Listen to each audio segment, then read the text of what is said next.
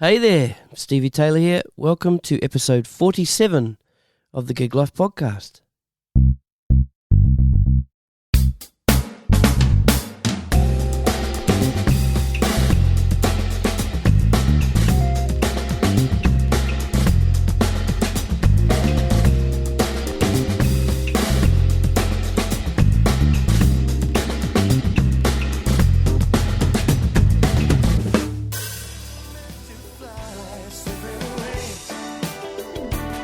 What can I do without you slipping away? And everything about you still breaks my heart. Somebody come and save me from slipping away.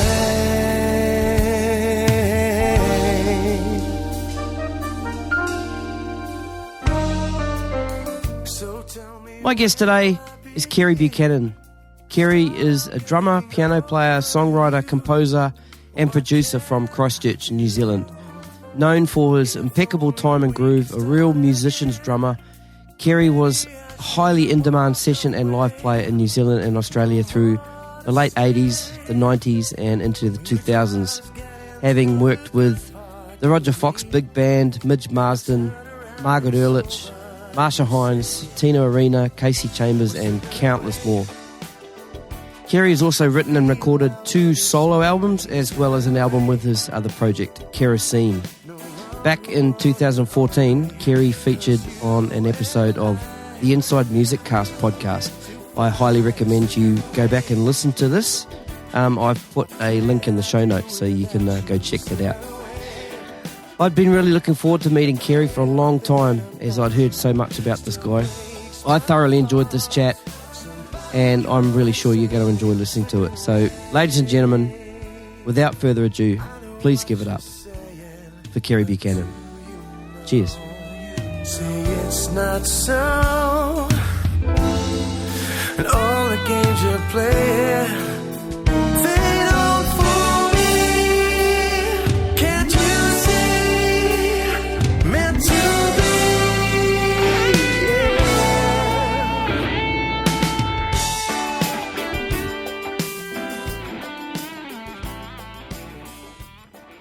So I think we're rolling.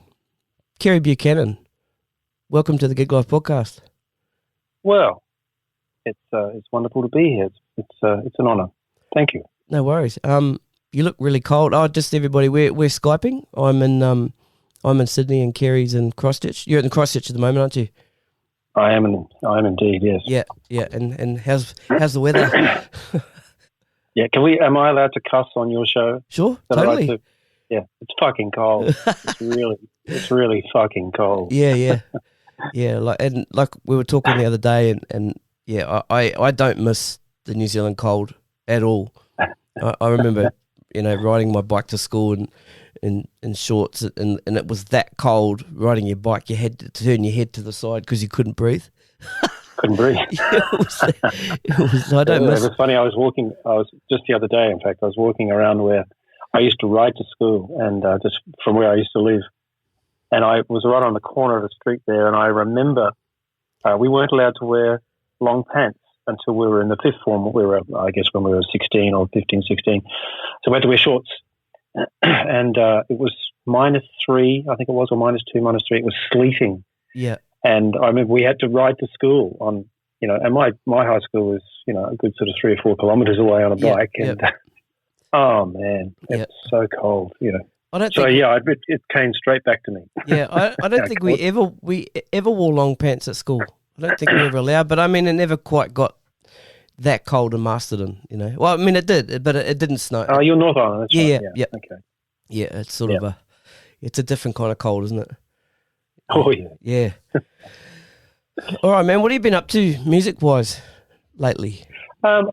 Before we sort of throw back a bit. Well, I sort of, that's a good question to start with. I've taken a bit of a break. When I left Australia in 2016 and I came back here to sort of, I don't know, just sort of try and do something else. And that was okay for a little while. And so, but I'm starting to sort of hanker to sort of get back in, I think. At the moment, I'm spending most of my time, we've just moved.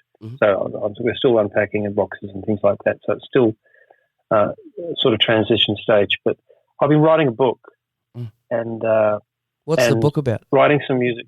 Hey? What's the book about? What was that? What's the book about? Well, I certainly don't want to write a book about me because it's not in my DNA to sit around and talk about myself, although we're having an interview about what I'm doing, I guess, but that's a bit of a contradiction. But I think I'd like it to be about a topic to do with music, and I'm using my own experiences as somewhat of a subject, I guess, or a storyline. Yep.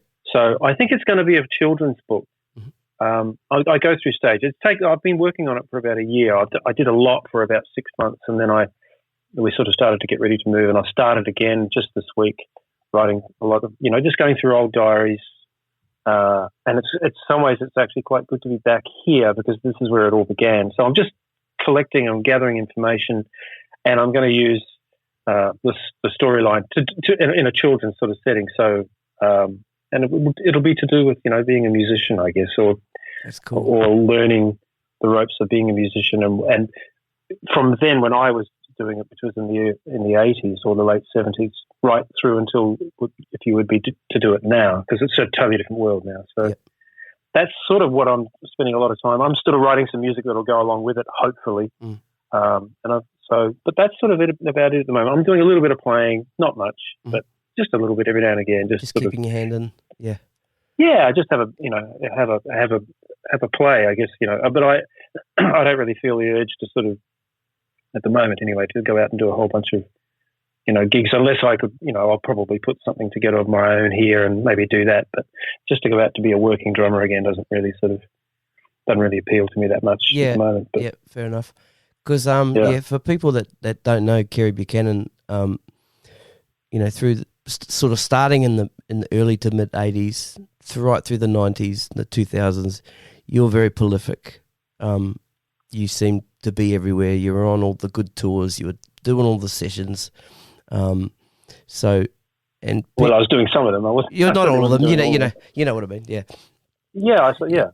And listeners, and I'll put a link to this in the show notes too. If you go and look up the Inside Music Cast podcast, episode 136, which was recorded in February 2014. I looked that up. Got to get my facts right. Kere did quite a extensive interview with the guys over there, so we're not going to sort of repeat that stuff. It'd be a good idea if you guys went back and listened to that. We're going to talk about some other stuff today, but you'll get a bit of a gist of just how sort of busy Kere was. And this was the time you'd fairly recently brought out your last album, is that right? That was around the time you did that? That's right. Yeah, that was the guys. I'd spoken to the guys, Rick Such and Eddie Cabello, and I'd spoken to them a bit on Facebook, and they just said, look, we've never had anyone from the Southern Hemisphere. Would you be the first? And I said, well, it would be really good if we could correspond it or, correlate it with the record rather than just sort of be talking about a bunch of nothing. So, yeah, that's how we sort of we got around to doing it, yeah. Yeah, that's cool. So, yeah, like I said, the links in the show notes, go back and listen to that. So, let's sort of, we'll throw back a little bit. Like I said, we're not going to try and repeat too much of what you spoke about in that particular podcast, but piano was your first instrument, wasn't it? And you're from a very musical family, especially your father. Yeah. Your father, Stu Buchanan, who was saxophone, trumpet, and piano, and I'm not sure what else he played, but also fairly prolific in New Zealand. Yeah, and an educator too, wasn't he? Hey? And an educator too, wasn't he? Your father. He was. And if I'm going to talk about my father, I should talk about my mother as well. Sure, please. Dad was he was actually a freezing worker, and then he sort of took to music quite late in life. It was sort of like when he was 32, 33, not late in life, but later in life, I should say. And he got his letters, and that's what got him into itinerant music teaching, and that's how he made his living. He was the education department changed, but he was an itinerant music teacher, so he went around all the schools in Christchurch and taught clarinet, flute, and saxophones. And then through that, he got to working within within the schools, forming big bands and jazz groups and things like that. So he was a real sort of a go-getter. He was and he was great. He was really, really good at it, you know.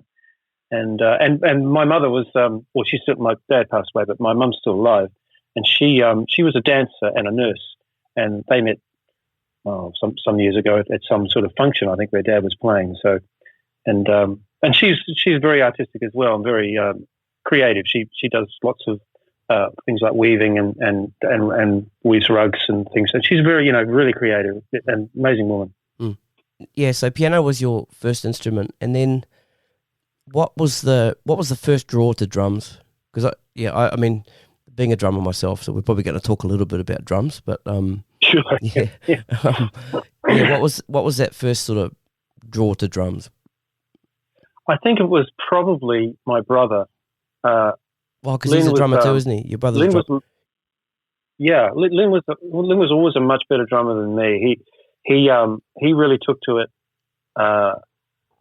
with a lot more dedication and discipline than I did. I was sort of a bit, I'd play a bit and then go, oh, well, I'm bored with that now, and I'll go back to the piano or do something else. And but Lynn was really disciplined. So and when I would listen to him practice at the door, he would really work hard at things. So I think it's Lynn. But Lynn introduced me to, I mean, there were local guys here that were really great. There was a guy called Doug Peacher, who was probably pound for pound one of the greatest TV drummers here in Christchurch. There was a guy called Wayne Allen, and lots of really, really, really good drummers here. But when he sort of came home with Steely Dan's Asia, and then I heard Steve Gadd, and then he introduced me to Jeff Becerra, and then all of a sudden I got a whole, overseas or international sort of a kick. Yeah. That was through him, really. So that's the person, I guess I could probably say. Yeah, he introduced me to a lot of different drumming, types of players. Mm. What was your first drum set? Oh man, that's a good question. I think I know what my second one was, but I think my first one was it was called A President, and I've never ever seen them ever since. And I really don't know if I could remember. I don't even know if I've got a photo of them. If I could remember what the lugs were, it probably wasn't a President. It might have been a Rodgers or something like that, but it had President on the front skin. Right. And they were pretty bad, but I remember Dad saying, well, we should probably get you some better drums. And I got a Ludwig set, and that was probably it was a much better set of drums. And I think they were Vistalites too. Actually. Oh, right, wicked. Awesome. Yeah, so they were, it was a long time ago, it was 450. But they were good. They were good drums. Yeah, that's cool. Have you still got them? Are they still in the family somewhere? Mm-hmm. No, I got rid of those to buy my first Pearl. Oh, did you? I think long time ago. Yeah. No, I don't think I have any of those drums left at all. In fact, I kept the Ludwig snare drum. It wasn't a Black Beauty. It was just like a cheap Ludwig, and it was a 5.5, I think it was, by 14. And I used that on a lot of gigs and a lot of sessions, and it was a cheap drum, but it sounded great. Mm. So I kept that for a long time. So. Yeah, that's cool. And I guess, by rattling off Jeff Becerra and Gadd, so groove was obviously the draw for you. Always, and I think it was the way they approached playing songs, music. I was never really, and I say this with the utmost respect to any guys who are into that sort of the soloistic thing. I do love it. I love watching anything that Buddy Rich did, or any sort of modern type soloing or drum type music, I guess. But it was the song players that got me the most. Jeff were playing with Toto and Steely Dan, and everything they played seemed to be right for the song, and that's what really sort of caught my ears, early on. Yeah, and was there a particular song, or were you sort of introduced to a Steely? You know what I mean? Was there a Toto or Steely Dan song that you heard and went, oh shit? Well, it was actually Toto. It was the first record that was. I mean, it was actually Lowdown was the first thing I heard Jeff play on, but I didn't know that was Jeff Porcaro. I just knew that was a great song and a great drum track. But the first Toto album that my brother bought, I didn't buy it, of course. He bought it home, and when I heard Georgie Porgy, I just freaked. I just thought, that's so hip for that time. It was 1978 or something, and even now when I play it, if I was to play it right now, it still sounds as hip as it was then, you know. Yeah. And so that was the first thing I thought, that I got to do more of that, you know. And you know, it was an amazing sort of to think that back then we were playing 16th and everything. I mean, as you get older, of course, you realise the recording techniques and then you also realise the limitations that were on, because they were on tape. They weren't editing a whole bunch of things. That was a take. Yep. You know, presumably it might have been a few edits, but I doubt it. And so it's pretty amazing, you know. And it was a real kick in the arse to hear that, for sure. Yeah. And what about the first Gadd track? I think I'd heard Steve Gadd on a lot of things prior. My brother was into Chick Corea, so I think he had the Mad Hatter and a few things like that. But I think the first thing that I really heard of Steve Gadd that appealed to me was an Al Jarreau record called Jarreau that came out in about 1982. That had Jeff Porcaro on it too. And when I heard that, I realised that Steve Gadd could really cross over. He could play anything. So he could play on a pop record, and he could play on a jazz record, and he could play on a big band record. He could play on all this, and then Steely Dan Asia. It might have even been Asia that I first heard him. I don't know. I can't really remember. But I realised that he was really diversified. He could just do a whole bunch of things. Amazing. And who were your first non-drummer musical influences apart from, say, your father? I think that I got early on. I really got into songwriters. I mean, I'm a credit Nazi. Or a credit geek is probably a better term. I like to read who arranged the songs. I like to read who composed, who played on it, who produced it, and the artwork and all those things. But the songwriters were the ones that really sort of got me. And when I started to see songwriters appear on lots and lots of songs on different albums, but Donald Fagen and Walter Becker probably were apart from Lennon and McCartney, but Donald Fagen and Walter Becker were the ones I think that really got me initially, because they were the songs they weren't love songs, and so you really had to think about the lyrics, and they were rock type tunes infused with jazz and a whole bunch of different sort of elements, and it was, you know, so it was probably Donald Fagen and Walter, I'd say, for sure. Yeah. And how far into your sort of listening to Steely Dan did you, because you obviously were drawn to the drummers first, and then sort of got into that music. When did you realise that those two guys were involved in Steely Dan? That's a good question. Because the first album I heard was Asia, and then the second album I heard was Raw Scam, and then my brother bought a Greatest Hits record. So I can't really. Sorry, what was the question again? Sorry, I've just forgotten a line of questioning. So, which album are you talking about? Yeah. At what point during your sort of starting of your Steely Dan phase did you realise that, like, you know, those two guys?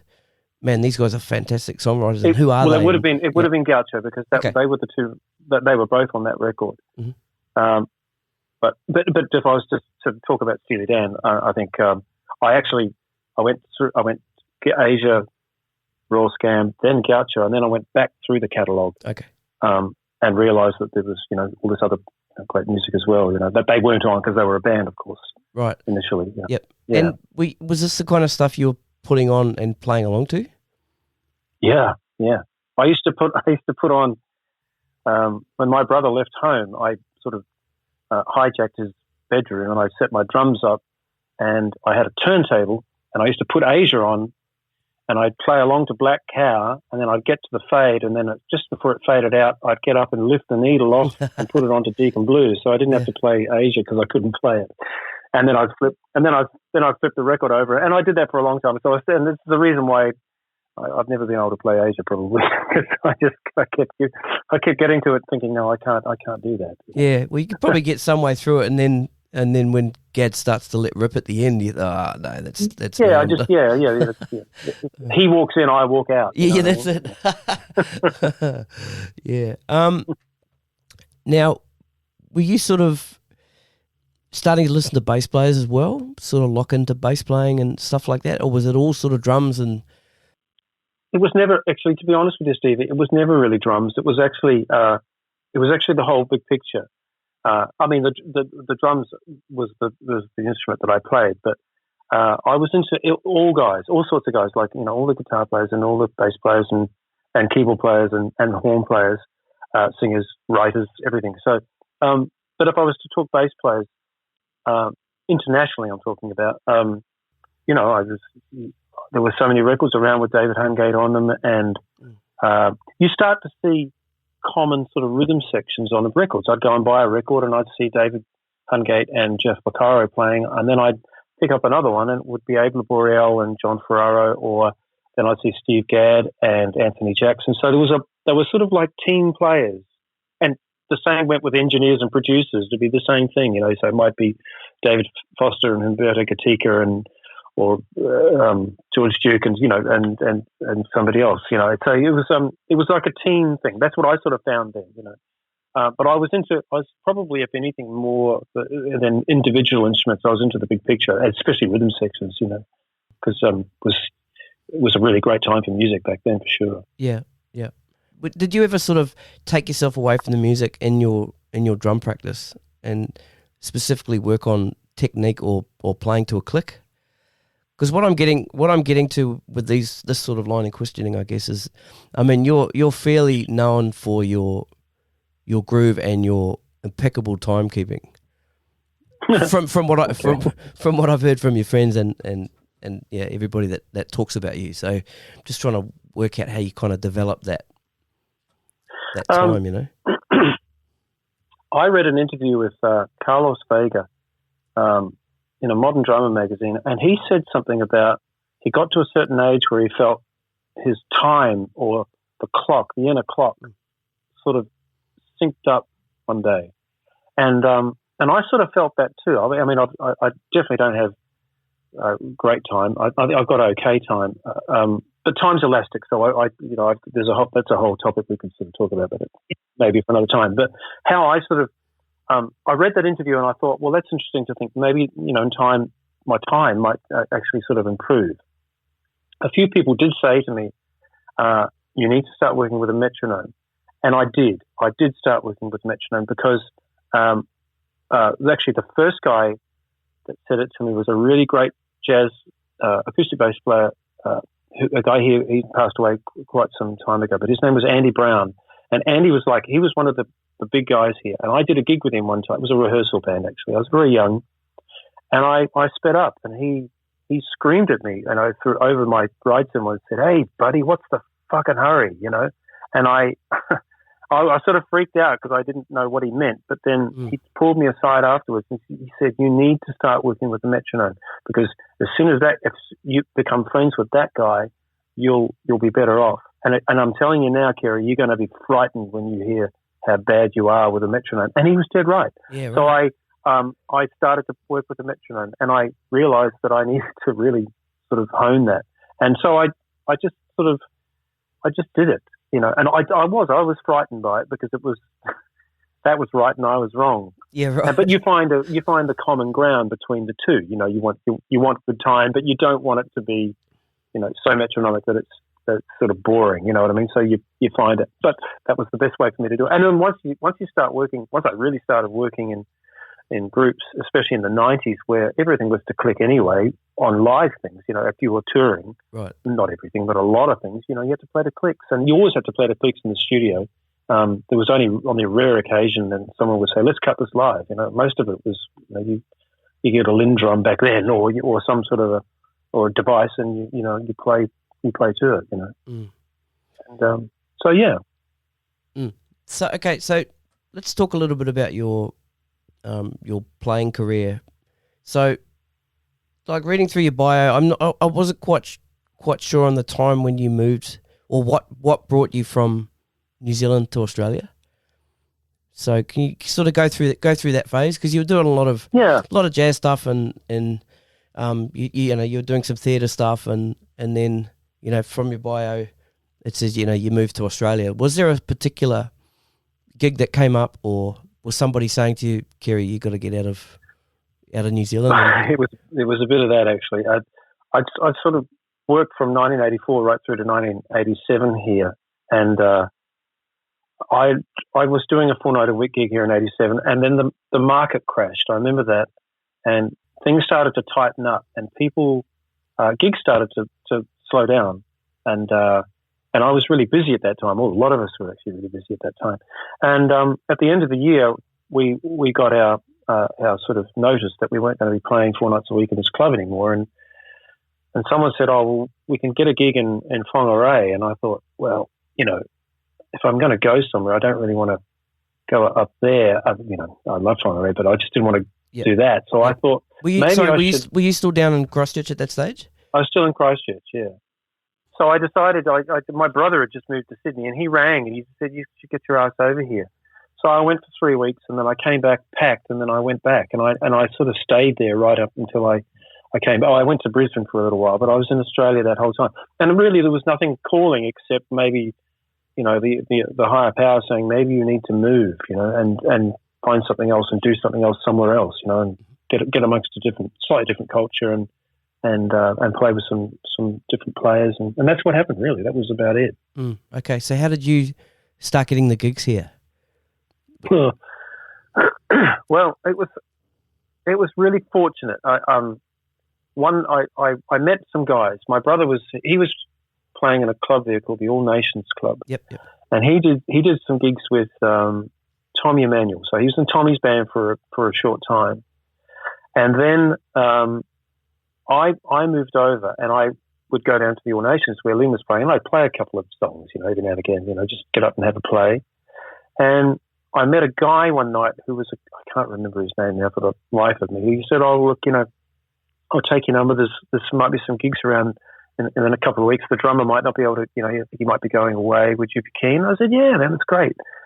And on the following Wednesday, I went down to see a band play, and I'm pretty sure it was Barry Leaf actually. But the drummer was a guy called John Watson, Watto. And I met Watto that night, and Watto's this larger than life, gorgeous character. I love him. He's such a great guy and such an amazing drummer. And he said to me, "Give us your number, mate. I'll give you a call." And that Saturday night, he rang me and he just said, "What are you doing tonight, son?"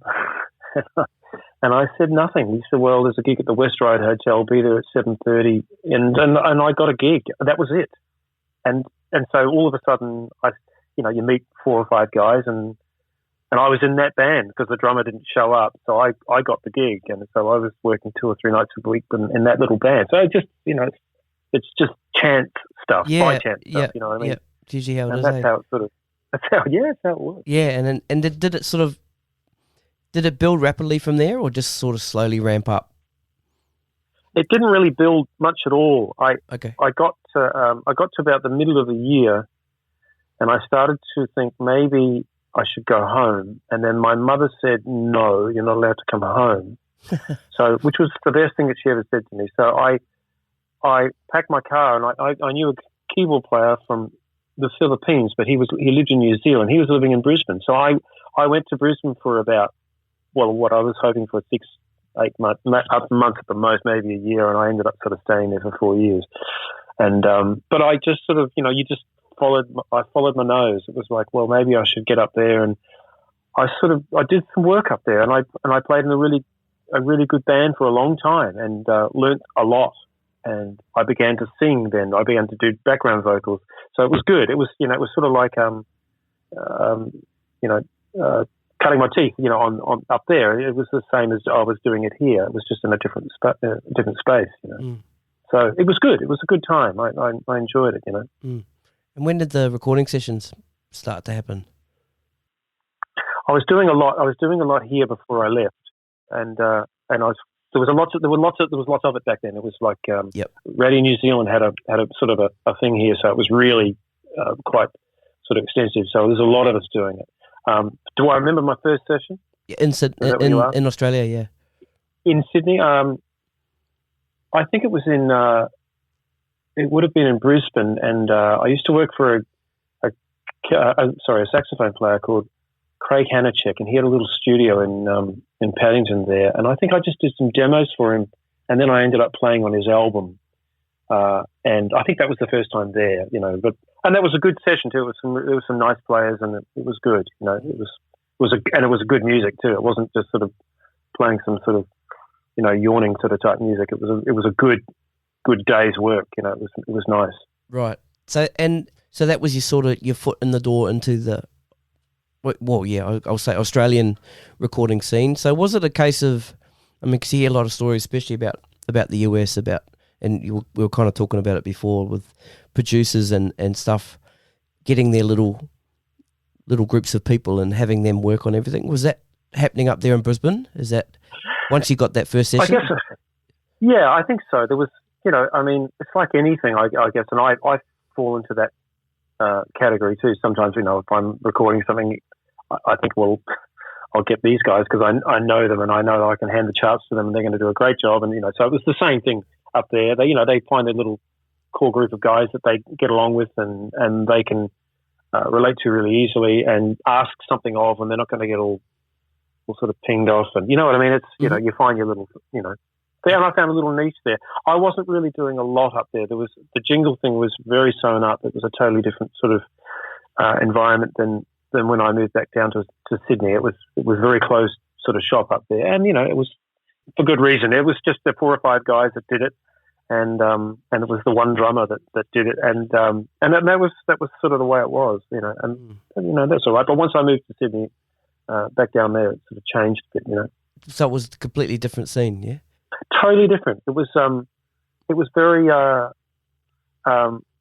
very sort of insular, and it on the odd occasion that I did do one, actually, it was just before I left there. The drummer was a guy called Don Lebler, and Don Lebler's a great drummer. His father, Harry Lebler, was a really great teacher, and I think Harry taught Mitch Farmer and any of those other guys that came down from Brisbane. He was a really good teacher, and Don was a great drummer. But I think the jingle guys up there, I think they all went to school together or something like that. So, and there was one time when the guy Gary, I think was his name, he called me up and said, "Oh, do you want to come in and play this session?" And I'm like, "Yeah, that's fine," And I sort of front up, and Don walks in. It was a bit uncomfortable, and it was just silly stuff, But it was, it was just a gig, Yeah, it's fine, Yeah.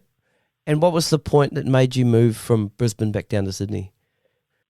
I think I needed to spread my wings more, and I needed to get back to a bigger city, and sort of, I felt like I was sort of ready then. I think I was ready when I arrived in Sydney. I was 19, so I was pretty young.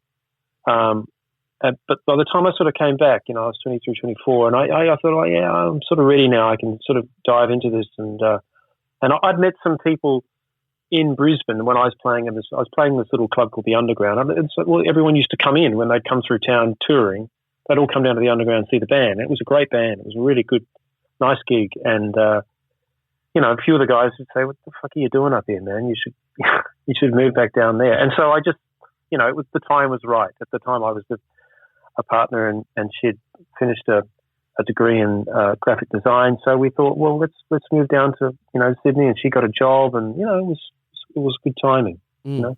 And what was your first gig when you got back?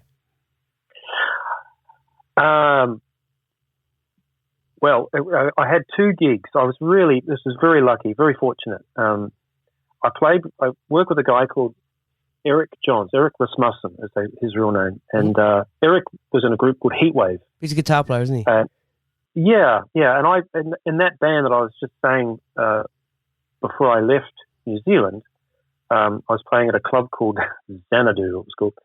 And we played 4 nights a week. And Eric was in that band. And he did, he ran a little studio in town here too.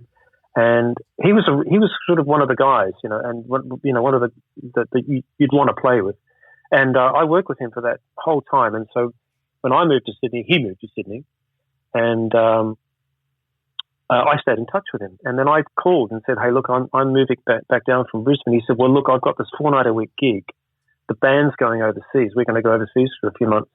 I'm putting another band in to replace us just for the 3 months. Do you want to play drums? And I said, yeah, man. So I got a gig working in a nightclub called Club Riva, which used to be underneath the Sheraton on the park there. I think it's gone now.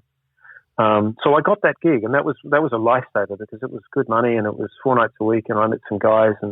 But the other gig I had when I first got there was sort of role reversal. I knew Warren Trout from Brisbane days, and Warren had moved back down to Sydney, or moved to Sydney, I should say. And he was working in a band called What Is Hip with a guy called Justin DeLeo. And I called Warren and I said, hey, man, I'm moving down, so, I'm not sort of hustling necessarily, but I will be around. He said, well, do you want a month of Friday nights or Saturday nights at the basement? And I said, yeah. So I did that gig. So it was really fun. I mean, it was chop change. It was $80 or something like that. But it didn't matter. I was, I could meet some people, and Mark Williams was on the gig, and I met Darren Paul, and I met Noel Elmoe, and I met some guys, and it was, so that's how it works. Well, it worked then anyway. I'm not quite sure how it works now, but it was, it was really fortunate. So I was very lucky. Was this about the time you got into the Marcia Hines band?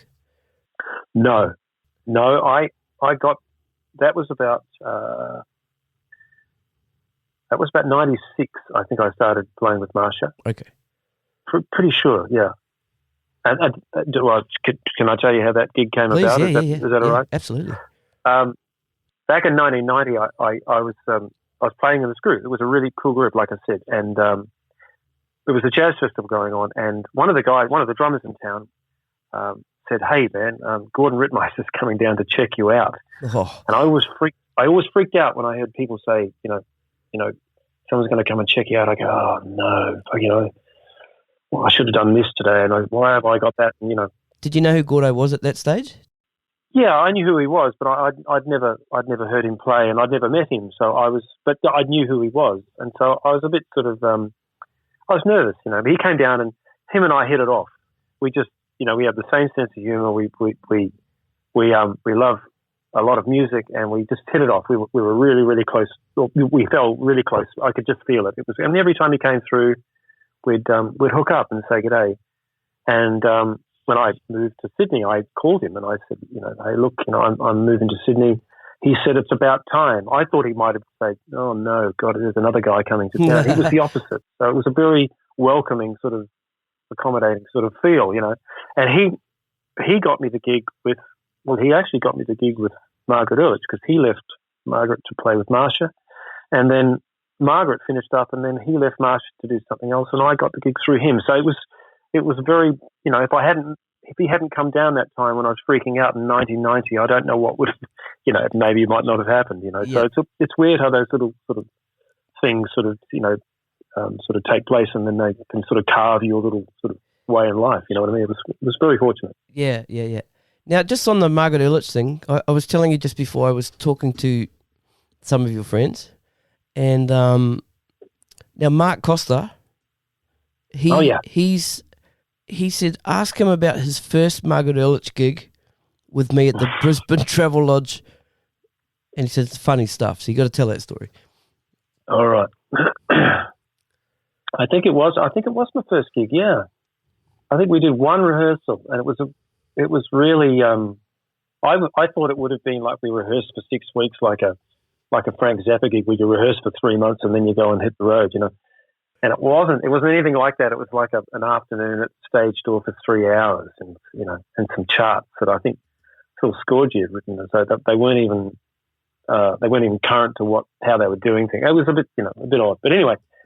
So we had 2 gigs and Mark will say whether this is right or wrong. It was the Brisbane Travel Lodge, and then we had to go down to Hobart, I think, something like that. Anyway, so we were playing. There was a band on before us, Andrew Rowe, and then we came on to play, and I was a bit green with the gig because it was big shoes to fill. Gordon had been playing, and Hamish was the drummer in the band before that. So there was lots of really good drummers that had been through that band. And so, it was a part of the show where Margaret would say, she'd introduce a few guys to play some solos and things like that. And Mark loved his little spotlight. He got to get up there and do his thing, and it was great, So he got up, moved forward to play his thing, and which was great. And it went down. The audience loved it. And he turned around to walk back, and there was a foldback speaker in front of him, and he tripped over the foldback speaker and fell what was sort of like into my drums. And I'm looking at, this guy sort of coming straight for me with a Yamaha 5-string bass. I'm going, fuck. And it was, and anyway, he sort of managed to sort of peel off to the left. And as he fell, I'm sort of laughing at this, and I shouldn't, because he could have really hurt himself. But as he fell down onto the ground, he strummed his hand over the entire, all 5 strings. So it just went, and everyone was laughing in the band. I was trying not to laugh, because I'm thinking, you can't laugh, Kere, because that's not fair. And Mark turns to me afterwards. We were still playing. I can't remember the song we were playing, but we were playing.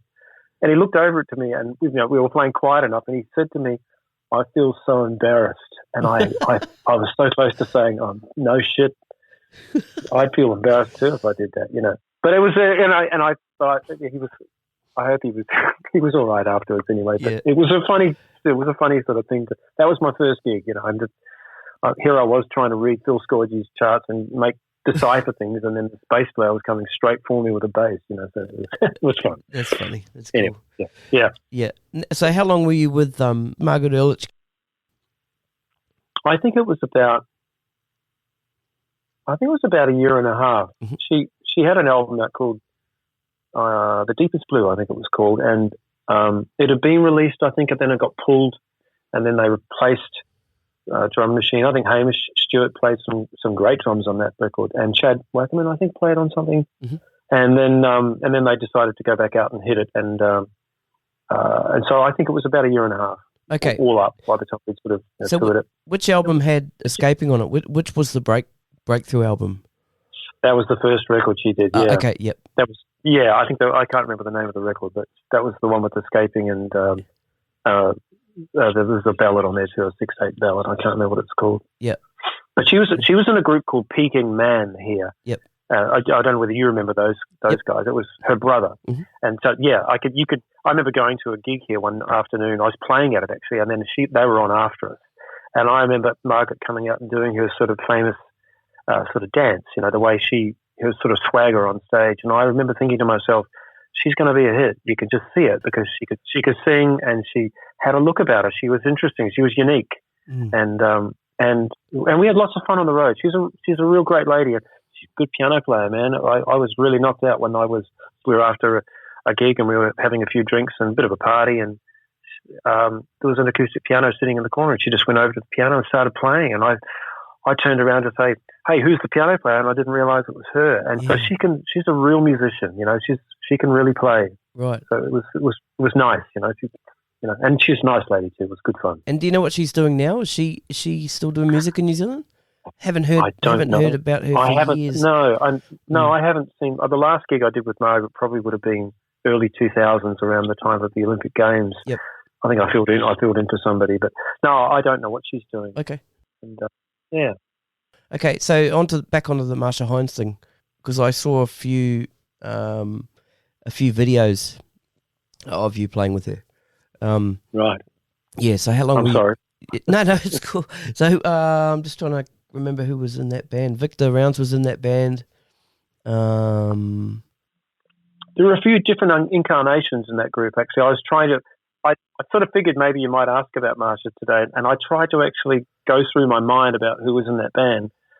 And the first group, I think, she always, the good thing about Marcia is that she always had a strong band. Yep. And it was made up of people who could sing and play. And so, a lot of us had to double up, and that's part of the gig. When I first joined the band, it was a really good group. It was a guy called Danny DaCosta on keyboards, and he sang as well. Mark was playing bass, Mark Costa. John Bettison was playing guitar and singing, and Tony, as a part, he was playing percussion. Although he did get sort of let go. Unfortunately, budget things. Those things are such a drag.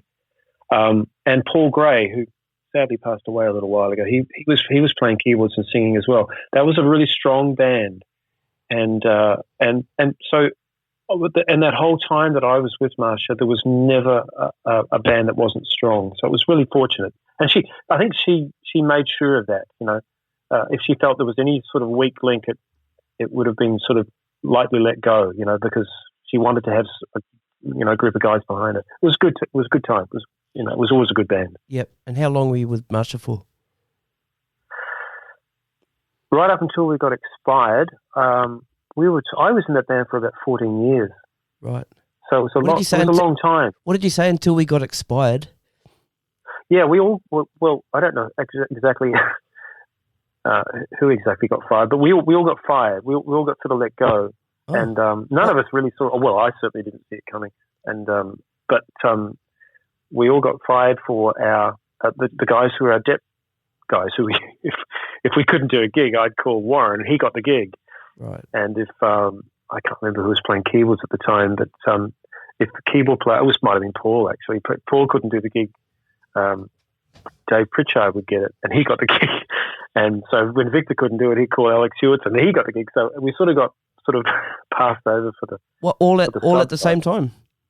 Yeah, all at the same time. Yeah, it came as a bit of a shock to me because I certainly didn't see it coming. Mm-hmm. And in retrospect, and for anyone that's listening, hey man, shit can happen, and of course, and you sort of you got to develop some sort of thick skin. But it didn't get handled very well. I didn't think it was handled very well. But right. And I haven't seen Marcia ever since, and that's a shame because we were good friends. I liked being around the band, and I always treated that gig with the utmost respect because it was a good gig. It was nice. Mm. So what year was that? What year were you let go? 2010. I think we were sort of 2010, maybe early 2011. I think it was something like that. Okay. All right, so When did the Tino Arena thing come along? Was that during that time? So you're saying the Marcia thing was 14 years. Obviously, heaps of stuff getting done in between that.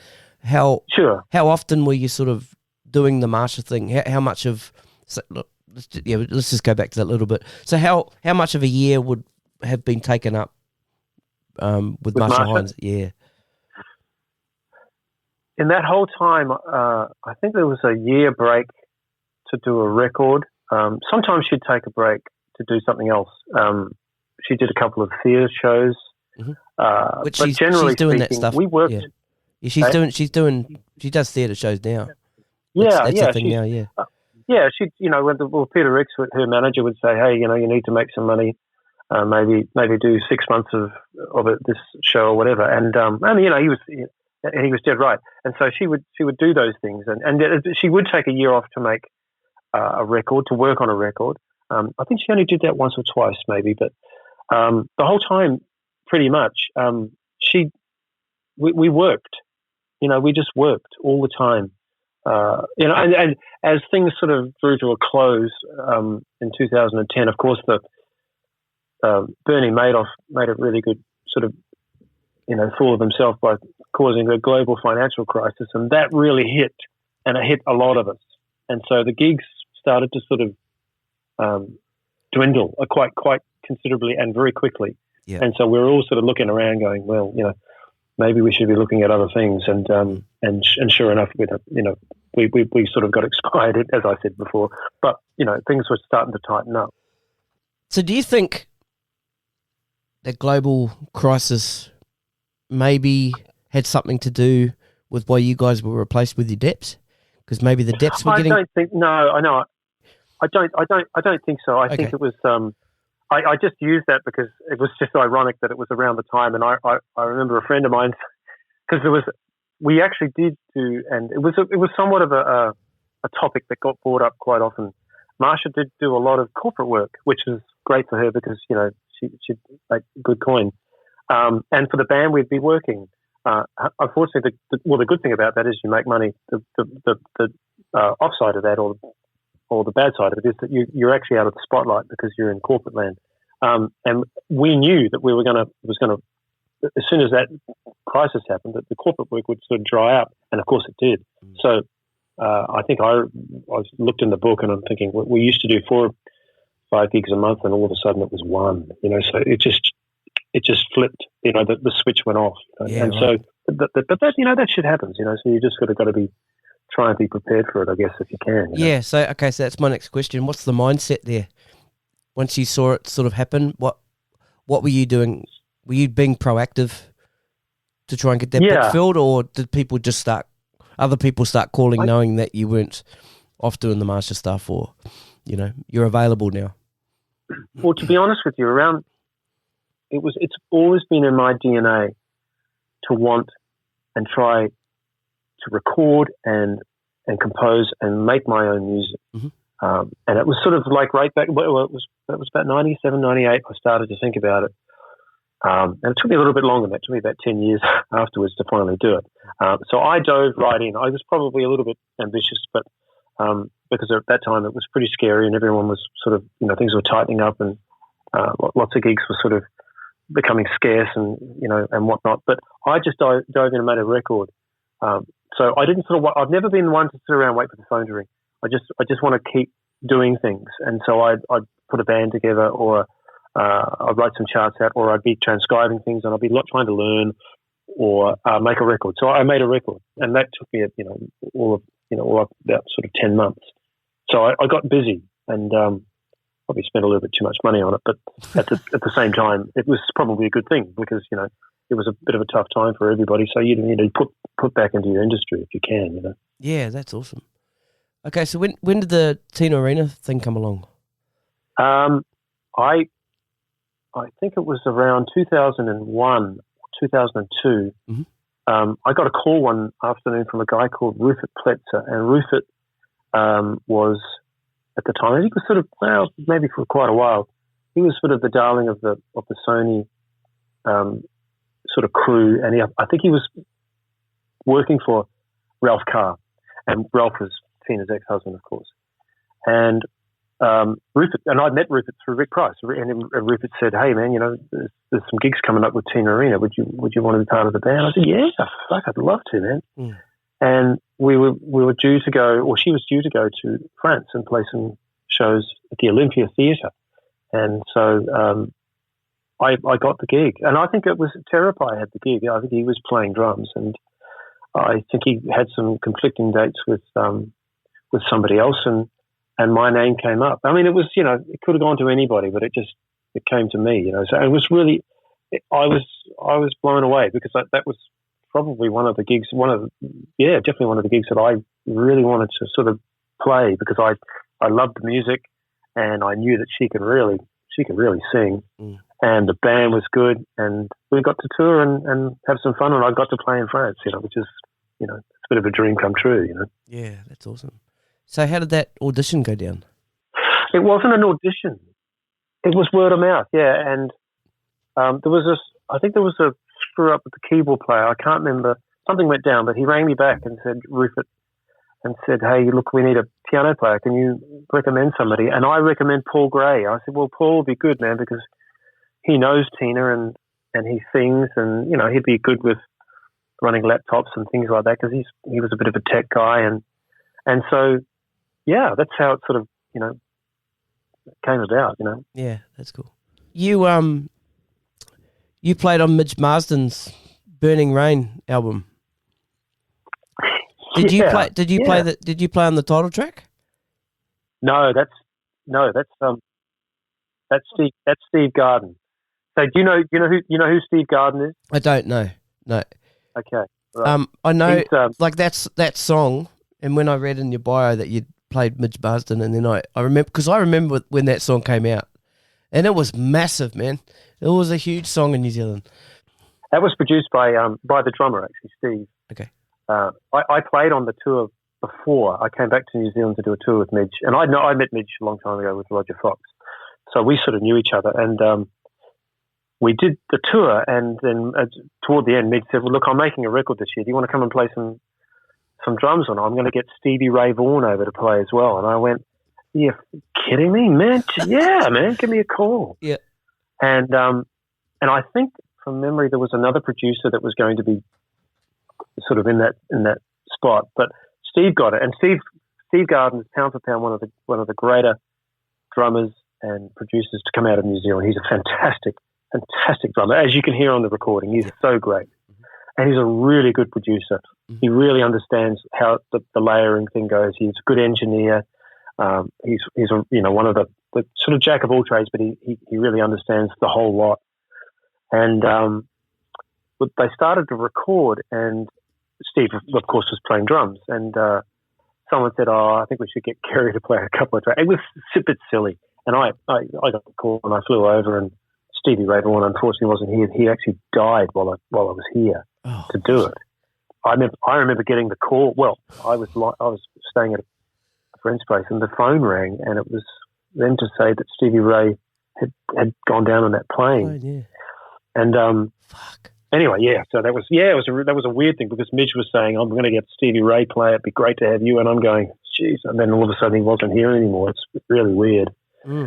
But I came back and I played on 3 songs, and really, to be honest with you, Stevie, I had no idea why I was brought back, because the tracks that I heard that Steve played on were far superior to what I did. It was so. I remember walking into the room, and they were on tape, of course, and they pressed play, and I said, "What do you want me to do? I can't. That's great. But I played some drums on it. It was a good time. It was nice. It was nice to play. Awesome. Yeah, that's really cool. Yeah. Now, what's the most rewarding project or band apart from the stuff that you've written and recorded yourself? What's the most rewarding project or band that you've been involved in? In a recording aspect, or like a live thing?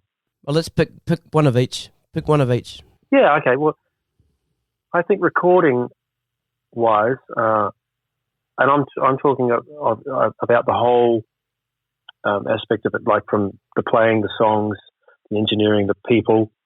I think I did a record for Kasey Chambers back in 2000, and I can't remember, 2006 or 5, around that time.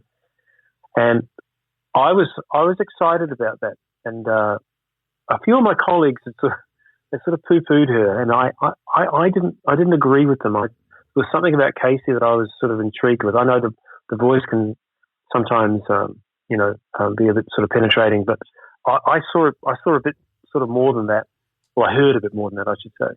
And so when I got the call to do it, I was excited. And the band was an A-class band. And I learned so much on that project that I took away a lot. And so that was probably one of the most rewarding, not only the money was great, the conditions were great, the music was great, the studio was great, she was great. There wasn't one grizzle throughout that whole sort of 9 or 10 day experience. And it wasn't like you sort of rock in and you chart and you go. It was workshopping the songs up like in the old days. Right. We did 2 songs a day. Right. Sometimes we'd get 3 in the can, but generally it was 2 songs a day. So you worked them up, and the band was. I have to mention the band because that was really probably the epitome of that whole week or 9 or 10 days. It was a guy called Mark Punch on guitars, who's pound for pound one of the greatest guitar players that I've ever worked with in Australia. Jeff McCormack, who played bass and engineered. Rod McCormack, his brother, who's a great producer as well, who played all the acoustic guitars and 12 strings and mandolins and banjos and all those wonderful instruments. And a guy from America came out called Stuart Smith, and he'd just joined the Eagles. He'd taken Don Felder's place. Right. And he was working also in Don Henley's band at the time as well. So, and we were staying in this little hotel up the road, and I'd drive him back, and we'd just go to the restaurant and have something to eat and a drink, and I'd just ask him questions, because this guy had worked with Rodney Crowell and Joni Mitchell and all these amazing, he knew everybody, and I just asked questions. It was just it's one of those times when you think, I'm walking away from this with a whole bunch of sort of knowledge that I would never have got if I hadn't taken, or been asked to do that project. Yeah, that's awesome. Great. That's fantastic. Okay, now what about live? I think it's probably going to have to be that Tina Arena experience at the Olympia Theatre playing to the French. it's a different culture over there. So when you play to, they of course the Parisians are known for their sort of abruptness and rudeness, but yeah, when you're an artist, if you're a tourist, it's slightly different. But if you're an artist, they love you, and they sang all the words. They knew all the words in English, or even they say that they never speak English. So I just the feeling of being in Paris, playing with Tina and that band. It was a really good band. Everyone got along. It was a super experience. So I'd probably say that for sure. Great. Now, I've probably forgotten something, and I'll probably call you back in about an hour and say, no, it was actually... No, that's all good. So who was in that band? That band was Paul Gray was playing keyboards and singing. Nick Sinclair was on bass. Chris Gonzalez on guitar. And that's where I really heard Chris. Mm-hmm. That's where I really started to fall in love with his playing and his groove and him. I just love that guy. He's such a terrific guy. And there were two background vocalists. One was a girl called Diane Rivas, I think it was. Diana Rivas, yeah. Yeah, she was back then doing backgrounds. And another girl called Chrissy Thomas. Mm-hmm. And they were great together. And so Paul was singing as well. And it was a really good... and we were playing to a lot of tracks and things because we were promoting a record of hers at the time. I can't remember what the name of the record was, but and so there was lots of laptop stuff going on as well. But just everyone got along. I don't know. It was a good feeling band. Everyone just had a great time. And when you're in Paris and you're playing in front of an audience at the Olympia Theatre, which is famous for Edith Piaf and Steely Dan has played there and Toto's played. I remember I sat down at the acoustic piano one day when I first walked in. There was a grand piano sitting there, and I walked straight over to it, and I lifted up I think I was probably rude. I probably shouldn't have done this. And I looked at the piano, and I said to myself, I looked up in the air, and I said to myself, David Page and Donald Fagen's probably played this piano. Yeah. And I sat down and started playing the piano because I was thinking, this is sort of like piano royalty, and I get to be able to sort of touch it as well. No, that's make any sense on it. No, it's probably a bit silly, but no, not at all, not at all. Now, what do you prefer, recording or playing live? Do you have a preference? Yeah, I probably prefer being in the studio. The pace is better for me, but especially now. But but playing live is there's something about it because you can't. It's different every night, but the thing I didn't like about live is once it's done, it's gone, and all you have is your memory of it, and then but that's that's what live's all about, I guess. But to be in the studio, you can actually record things, put things down, and you can archive it, and then you can reflect on it, and you can still play it. Mm-hmm. But so it's probably my little how I sort of think of it, But when you're playing in front of a great audience and you're playing great music, there is nothing better, I guess, Mm. Okay, so I've got something else that one of your other friends has written down here. Fab? Mm. Yep, okay. So yeah.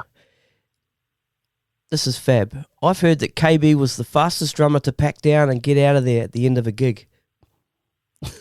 Yeah, he's probably right. Yeah. You really? Yeah. And of course, you're his favourite groove drummer, he says. What was that? What was the question? You're his favourite groove drummer. Oh, wow. Fab. What a terrific guy. That's very nice of him. I should pay him that $50 for saying something like that about me. That's very nice of him. Yeah, I was sort of known for getting out of there pretty quick. I was concerned because there were guys that I used to work with, like I won't mention their names actually, sure. But they would start packing up sort of 3 or 4 songs before the end of the gig.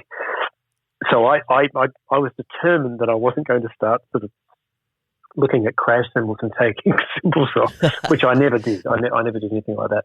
But if I could get out of there as quickly as I could, I would, And it was generally not for any other reason than I might have been there since 4 o'clock and played from 7 to 11, and then by the time I'm finished, I just want to get out of there, And it's nothing to do with the people; they're nice people and all that, but you just had enough. I think, It's if you can pack up and get out of there, I was pretty good at it. Yeah. Now you just mentioned taking off your crash cymbals. Now, There's another comment here from another friend, Mr. Dave Goodman. Dave, Yep. man, Yep. God. So he said, the first time I saw KB play was in 1995. He said, I was knocked out by the way he coloured and punctuated the music using the 4 crash cymbals he had set up through the night. I hadn't yet heard anybody else do it in quite the same way. He goes, I was 18 and I excitedly ran up to him at the end of the night and blurted out something like, man, it sounds like you can hear exactly the perfect moment to put those crashes and exactly which of the 4 would be perfect for that exact moment. How do you do that? And apparently you replied, I don't know what the fuck you're talking about.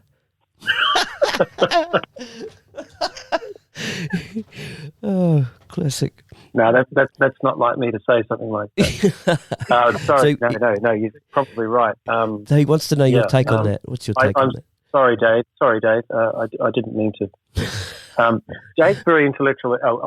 He's very on that sort of level, and I know he's going to hear this anyway. So, yes.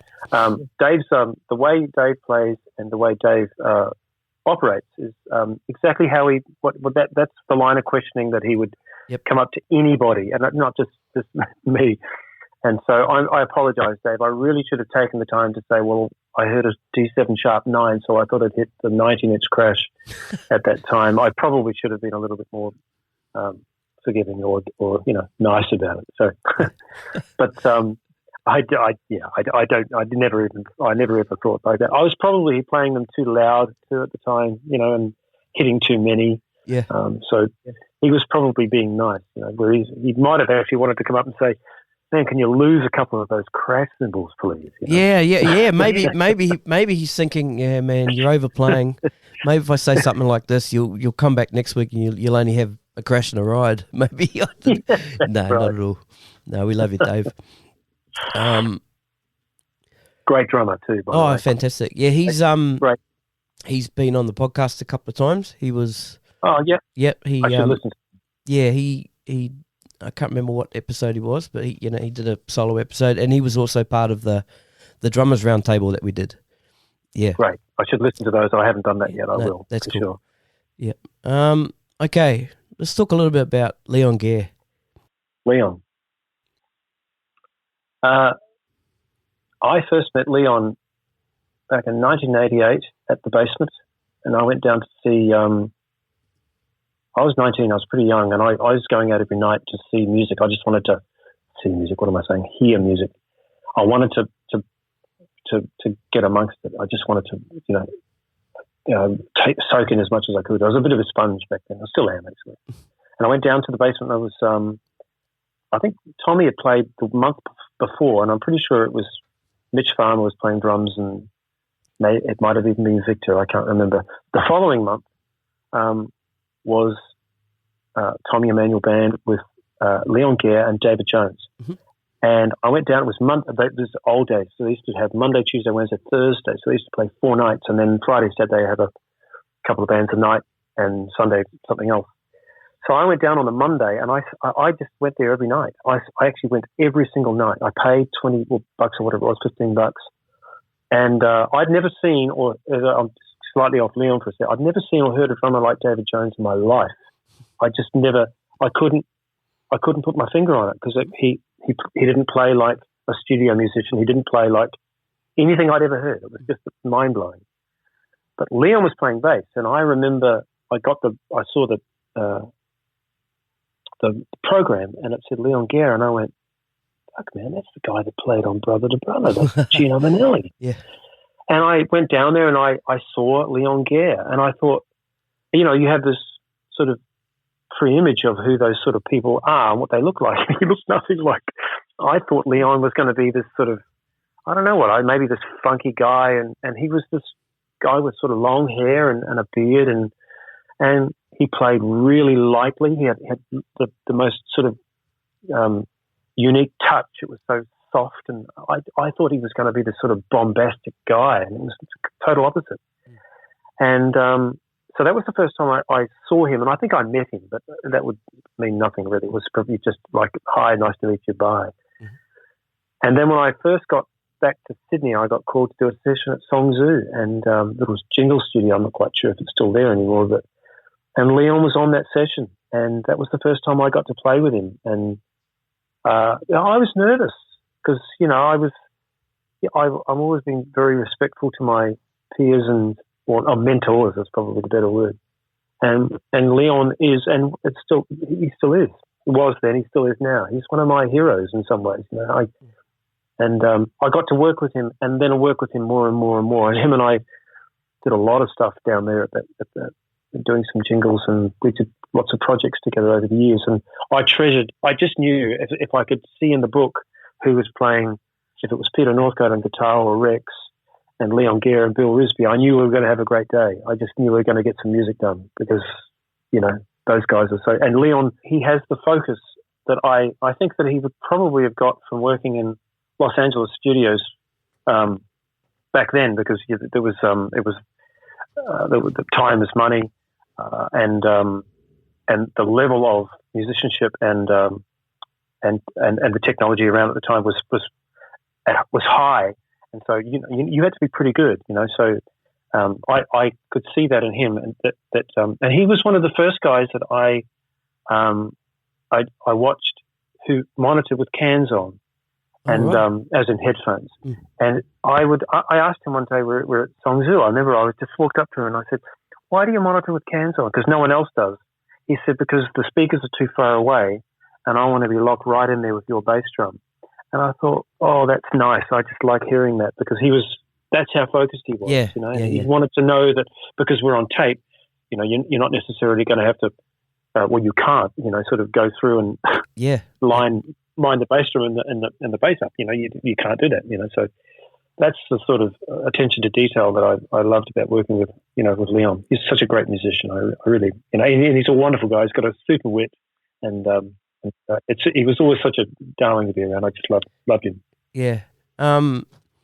Now, what I found really interesting when I spoke to him, just going back to the bass drum thing, is how he would adapt the way that he plays based on the actual sound of the bass drum.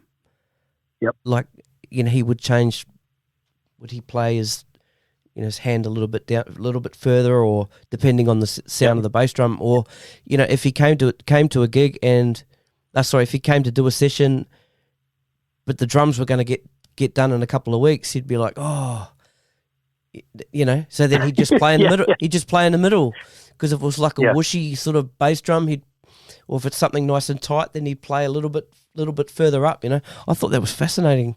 I never heard. That's the attention to detail that knocked me out. And he would say to me, there was one project that we were doing back in the late 90s, and I was producing a record for somebody, and the only way we could do it was if I played drums first, and then he came in to play bass afterwards. And I would, by that time, I would sort of honed what I really wanted to play on the drums, so that when I knew that he came in, and I'd write a nice little chart out for him, he could sort of manipulate a few things and write a few things in, whatever.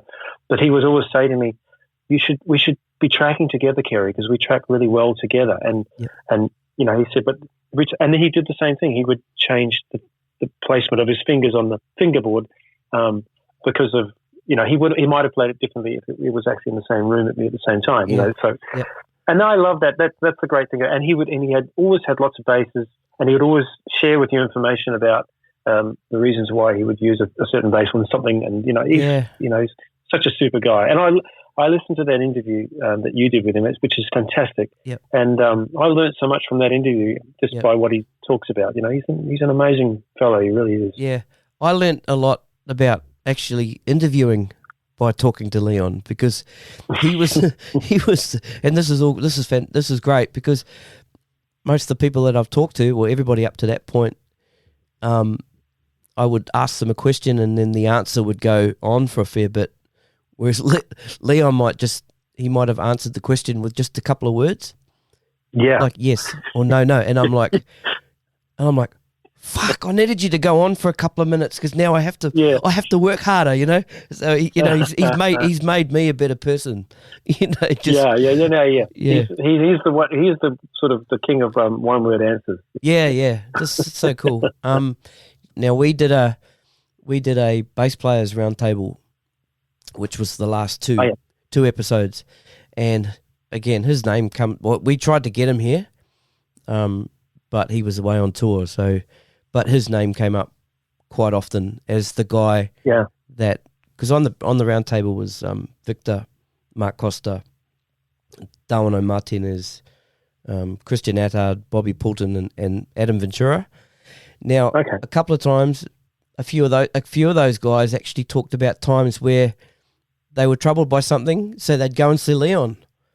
Right. Yeah, and he would sort of mentor them through these particular things. The thing I liked about that drew me to Leon was not only his playing, because his playing is just stupendous. It really is. And his attention to detail, as we've talked about. But everything he says is in such a non-threatening way. And you can ask him, I'm sure he must get sick of me, especially when we were working together, because I just kept asking him questions. If you go, here comes Kere again, he's going to ask me about a whole bunch of it. But he was always very giving with his information, and I wanted to know who he played drums, bass with on sessions, and what it was like playing with them, and were you tracking in the same room? And he was always, very giving. So that's the sort of character that he is. When I was in hospital, Leon came up to see me, and I was pretty sick at the time. I'd only been in there for about 2 or 3 weeks, so I was pretty under the weather. And but he came up and he pulled up a seat, and we sat there, and we chatted about music, and I asked him a whole bunch of questions again about LA and working with Jay Graydon and Brett Rodger, and he was just filling me with stories, and that was a really good time, because I wanted to hear this stuff, and I was pretty sick, like I said. So I was in Royal North Shore. There were 4 patients in the room, and I had all the curtains closed because I was bed rest. So if anyone that knows what bed rest is, means you can't go to the toilet, you can't get up. So it's pretty intimidating. And my system, my bowels had everything had frozen, and I hadn't been to the toilet in it must have been 4 weeks. I think that's when they start to freak out. There was a new nurse on, and so you've got to picture this. I'm lying there. Leon's talking to me about Jay Graydon. He's talking about some session that he was on in 1977 or something, and it was Ralph Humphrey playing drums, and I'm lost in this amazing conversation about, with this guy who's my friend. And then the curtains just go like that. And it was a new nurse, and she said, "Hello, have your bowels moved?" And I look at her, and I look straight over at Leon, and Leon has this cheeky smile, that same cheeky smile that I've seen him pull so many times. And I said, "Can we talk about this later, please?" And she said, "Oh, all right, I'll come back after your friend's gone." And the curtains were closed. Anyway, so we chat for a little bit longer. Leon goes, and we were talking about there's a photo on Facebook or on social media, but I think you guys talked about with him sitting on his stool when he was playing the bass with his pedals on Gino's session. Yep. And he's still got that seat. He's still got that stool, okay? Right. And you told me then, I've still got that stool. And I said, wow, it's amazing. So we chatted a bit more about it. He'd gone. He sent me back this picture of him on that stool. He said, maybe you should do the same when you're playing drums. You should have one of these stools, but instead he spelled it Stuhle, stool. Only Leon could come up with something like that. He turned an awkward situation into a joke, and I've never forgotten that. I just broke up. I was sore. I was, I had a brain hemorrhage. I had like blood clots on my lungs. I was so sick. And when he put that, and I looked at my laptop, I just literally broke down in tears of laughter, because that's Leon. That's typical Leon. Yeah. Now, let me have a look at a couple of other things your friends have said here. Okay, so Victor Rounds, he said, ask Kere to digress on an expression we used, whatever. Sometimes we used to mime it on stage.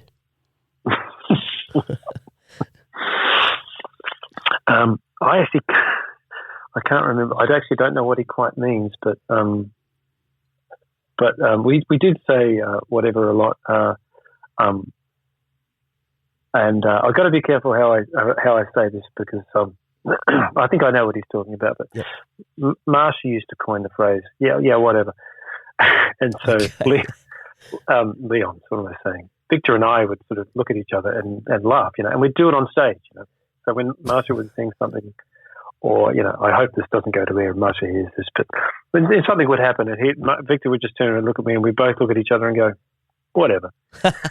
And it was. But it's funny, I hadn't seen Victor for a long time, and I hope I get to see him again one day because I spent a lot of time with Victor working on the road, and we and in the studio too, and he's such a great guy, and we had you find those little quirky things or those little things that get you through if you're on the road for 2 weeks, Yep. If you don't have the odd whatevers, man, you start wanting to kill people because it can get that way, So we'd find that there was one other one. If you interview Leon, I'm sorry, I keep saying Leon, Victor. Yeah. We had a little thing. I had a trolley, and I used to be able to take literally all my gear on this trolley except for my cymbals, I think it was. And he called it. I can't even say it. So you ask him next time, and he'll tell you what the name of it is. Yeah. Okay. Ask him about the trolley. Yeah. Now, Tony has a party. He said, incredible musician, incredible time, great friend. And when Tony had a bit of bad luck, you went out of your way and you organised a benefit concert or benefit night for him. So he thanks you for that. But he wants you to explain the drive back to the hotel after a gig in Papua New Guinea. Oh, wow. Well, first of all, I have to say I'm not a one-word answer guy. I need to say the same thing back to Tony. He's such a wonderful musician, and I've learned so much about contemporary percussion because of working with him. He really is. He has incredible time as well on all my records and anything that he's played in the studio that I've seen, whether I'm working as myself or on anything else. He's a one-take wonder. Yeah, he really just plays one take. It's quite amazing. He's really such an incredible musician. But what he's talking about was we were playing in Papua New Guinea with Marcia, and when we got into the Taragos or the buses, big buses, we got told that we had to keep down because there was rascals, they call them over there. And so basically guys with guns, and they can just randomly shoot the car. So we had to stay down in order to not get shot. Oh. Yeah, it was pretty fucking heavy, man. And I didn't know quite what to do because the guys came on and said, rascals are around, keep down. And so the cars weaved all their way back because then the moving target. Yeah, right. Yeah, they could, yeah. Oh, man. And I called my partner at the time. I think we were married, and I said, I think we're going to be all right. And then, of course, I realized, why am I calling her? And she's freaking out on the phone. And I'm going, no, don't worry about it, darling. It'll be fine. These guys saying, get off the fucking phone. And I'm trying to get off the phone. And it was a bit freaky. I was thinking, wow, this might be it. But, it wasn't, of course. But it was pretty heavy, because we certainly didn't see that coming, Yeah, and it was a drive too. It was like a 45, 50-minute drive. So there was a lot of time there going, fuck, I hope we're going to be all right, That was good fun. That was a good couple of gigs. Or I think it was a gig. We were there for about 3 days. It was fun. Yeah, that's cool. Now, Chris Camzelis, he said that you, when you're recording your stuff, you didn't like the other musicians to hear the click track. So, to sort of get with the song, you would, play the drums. You'd record the drums, obviously, to click or whatever, and then they would play along to your tracks. He was saying when you were recording your first album, himself and Bill Risby were in the control room, and they compared your drums to the click track. They got the click track turned up, and he said that you were just like spot on, but human at the same time, Yeah. And and the other thing was when you're recording your second album. Now, apparently, you hadn't played drums because this was sort of after your accident. and you came in and you just nailed the tracks. You just... I don't know whether I nailed them, but that's nice of him to say so. I can't really play hard anymore because or with that sort of vigor because of my injuries, I guess. And so I was. I told everybody, I'm pretty sure, that I'm just going to be playing fairly sort of low key on this. It's going to be, it's not going to be like the previous album. And so we all fell into a groove pretty quick, and it was okay. There was a couple of things I struggled with because I wasn't really playing that much, but that's there again. When you got great guys around you, it was pretty comfortable. And I had Leon and Chris and Bill, and it was it was nice. It was cozy, so I could sort of take my time on things. It was good. Yeah, that's great. That's awesome, man. Now, this is just a random question. I was just thinking before. Now, answer me this. Now, what do you think with this interview that I should have asked you? How's that for a question? What were you thinking I may have asked you about today? I don't know. And that's cool. When you came on and you said the line of questioning isn't going to be the same as the Inside Music cast, that pleased me because there's no point in going over. If someone can sort of turn back to that one and have a listen as well. I don't know. No, I think we've covered sort of some nice things. Yeah. Cool. I think. I think we've covered everything. As I think pretty much people like to talk about their own music, I guess, is the thing, and we've talked about that. So, and we've talked about some nice gigs and things. It was great. It's nice. Awesome. Yeah, man, it's actually been quite a while coming, this one, because we had it, and then you moved, and then you were sick, and then I was sick, and then you couldn't get internet. Well, you're still sick. Now I'm sick. But you know what I can do here, though? You wouldn't have known, but sometimes when I went to do a cough, I just muted my track. Yeah, I know. I know. You saw that. Yeah. You could see That's me going. Good. No, it's good. I thought, well, I'm not going to, I won't sort of make it awkward. I'll just carry on. Yeah, no, good on you. Professional, true professional. Yeah. Well, Kere Buchanan, it's been an absolute pleasure talking to you today. Like I said, it's really nice to have met you. Known about you for a long time.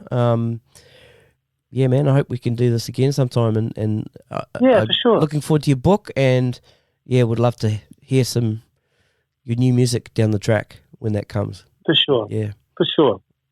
And please, all those people that asked those questions, Chris and Victor and Tony, and whoever else, Dave, Fab, give them, yep, and Fab, yep, Fab too, yep. Tell Fab to ease up on the things with his new lady. I mean, Jesus, shithouse. Hey, what is it? Shithouse. No, I'm kidding. Classic. Yeah. And so, but give my love to all those guys because, and anyone else, in fact, because I haven't seen a lot of those chats for a while, and they're a big part of my life, and I love them dearly. So give them my best for sure. Sweet as, I'll do that.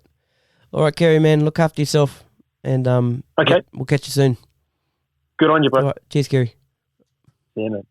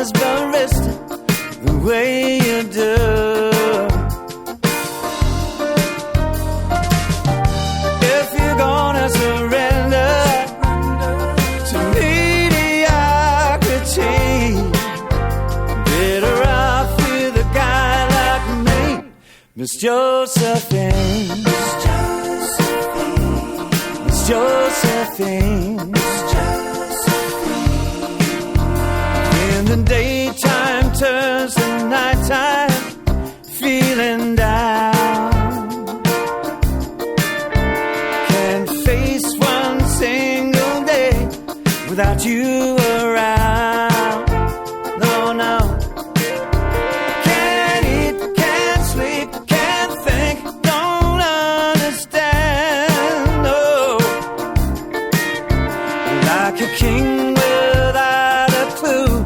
I'm a nowhere man.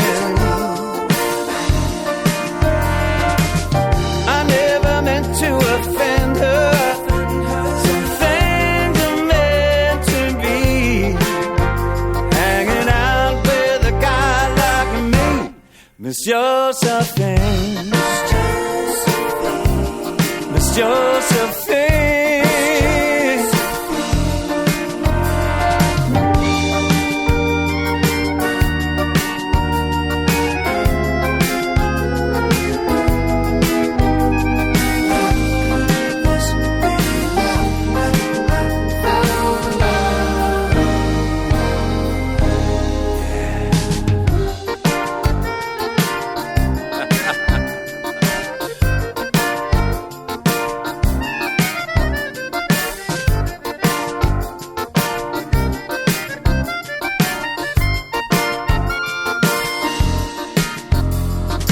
Life goes on, things change in the neighborhood. Disappear without a trace. Could have been so good. Changed my life, clothes, job, and address. If you could see, there's no happy ever after for a guy like me.